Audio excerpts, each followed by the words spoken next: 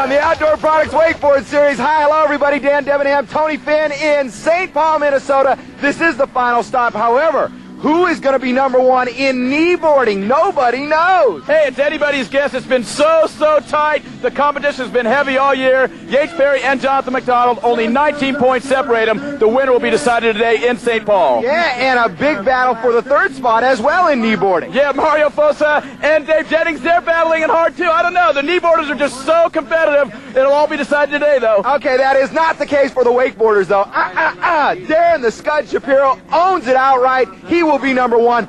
Big battle for number two, though. 3 guys doing it there. Who are they? Hey, that's Byerly, that's Russell Gay, and that's Jeremy Kovac. They're very competitive. They all wanted to be number one at the beginning of the year, but no way. The Scud was huge as usual. We'll see who comes in second today. And guess what? It's just a little bit nippy here in Minnesota, as it normally is, but guess what? Things are about ready to heat up because the Outdoor Products Wakeboard Tour starts right here on the Deuce. This is Jeremy Kovac, the only person, into nowhere, into no man's land where no one's gone before, and just keep pushing the scores up.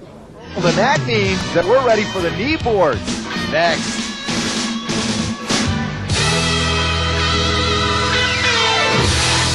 Minnesota, Jonathan McDonald concentrates, and so too does Yates Perry. However, they will have to wait for this man, Dave Jennings, as he gets ready for the flip-out pass. It's very simple, really. You have 20 seconds. Keep your eye on that freestyle clock up in the top left-hand corner of your screen. 20 seconds to perform as many flips as you can. Try to do that behind the Sea-Doo, and you may be our champion. Well, Dave Jennings going for the combinations on his good side there. That's 2 flips. You got to try to get as many flips as you can.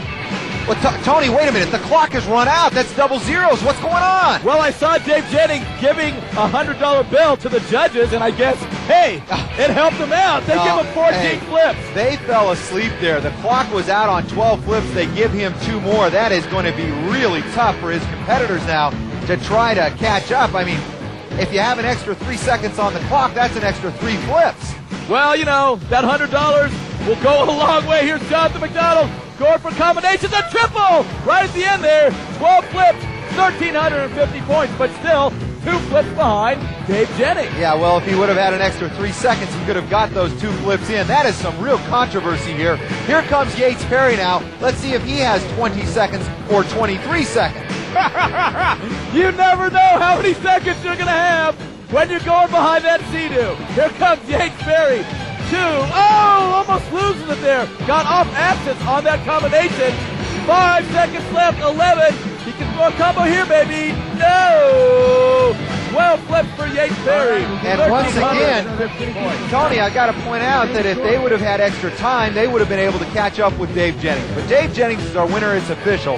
Followed by Yates and Jonathan McDonald and Mario Fosa. Keep in mind that Yates and Jonathan are 1 and 2 right now. Hey, I better separate you guys. You can't separate yourselves from each other. 19 points apart. Then after the Sea-Doo, you're tied. What are you going to do? Are you going to win? Yeah, actually, me and Yates said that we was going to go out and do the same Sea-Doo pass just to put a little more excitement into it. So the best man will win behind the boat, and that's the way it's going to be settled. Nah, I don't believe that for a second. You would, and now if he would have got 14, would you have went for 14? Yeah, man, I was going for 14 today. I was just a little stretched out, and I don't know. I think nerves got to me a little bit. It's like it's coming down to the Mastercraft pass. And right now, Jonathan McDonald, who has that 19-point edge over Yates Perry, is on the water and trying to impress the judges. This is his trick pass. There was a back roll right into an air back roll right, and there was supposed to be a combo. He did not throw the combo there, but a nice surface roll.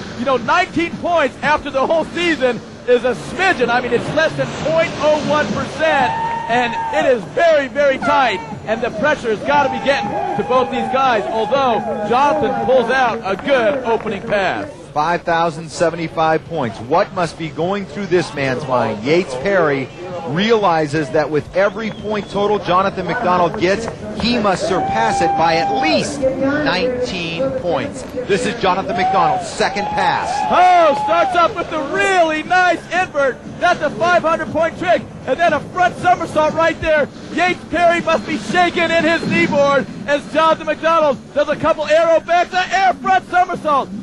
Oh, Jonathan McDonald putting together a nice pass here, a 540. Oh, he's down right at the end there, and that definitely leaves the door open for Yates. What I wanted to do was just go out there. I left out a trick and arrow roll, which it may cost me, but I didn't feel good throwing it. I want to get through with my pass, so I think I did a good move there. But Yates, you know, he's capable of hitting his whole pass, and we'll just have to wait and see. But I'm happy with what I did today. So a little conservatism on the part of Jonathan McDonald. Yates Perry cannot afford to be conservative. Aggressive would be what he needs out on the water right now. 19 points separates him from the title. Yates Perry is the world record holder with over a 9,000-point run. If he can match that today, he will win the overall title. Oh, he's down. He's down. I think that's it for Yates. He goes down on a combination. That's only 3,900 points. What happened here? Nice first pass, but his head just dragged in the water, and he can't get the board all the way around. Not enough pop on that combination, and that hurt Yates Perry. He's going to have to do the pass of his life right here if he's going to have a chance to beat Jonathan McDonald. Couple arrow backs right there for Yates Perry. Whoa, a big layout. 540 for Yates. Oh, Yates is going to have to go huge right here. There's another 540 into a surface roll. And let's see, 7,550. That's not enough. Oh, man, there's a lot of pressure here. My adrenaline was pumping so hard I don't even remember my run hardly. It's right down to the wire, even with our trick scores, man. It is so close. It's going to be, we still don't know at this moment what the results are, and I'm shaking in my boots because I want it bad. I liked it when you said he was shaking in his knee board, and in fact, he doesn't shake up Jonathan McDonald. Jonathan wins for the 1994 season. You know, Big Daddy, you know, he's the #1 guy, and I proved it today. My second tour overall winner for the year, and I plan on #3 next year, promise. Jonathan's got to be very happy, though. Oh, man, Yates thought he won, then Mario thought he won. It was very tight. Jonathan comes up big, gets the most points, gets a victory in St. Paul and an overall tour victory. Tony, we've got to work on your enthusiasm for this sport. Let's go ahead and talk about the Scud. Hey, we knew coming in that Darren Shapiro would dominate. He did all season long and waltzes away with the title. Oh, Darren took everybody down hard. He went big. Nobody else could come close to the Scud. Breaks the 20,000-point barrier again today. He has the tour victory today and overall. Yeah, that's right. He went OFF. All right, the only question then, can the Scud dominate it once again next season? You see, that's a wrap for the Outdoor Aquatics Wakeboard Tour this year on The Deuce. Join us once again. He's Tony Finn. I'm Dan Debenham. See you next year on The Deuce.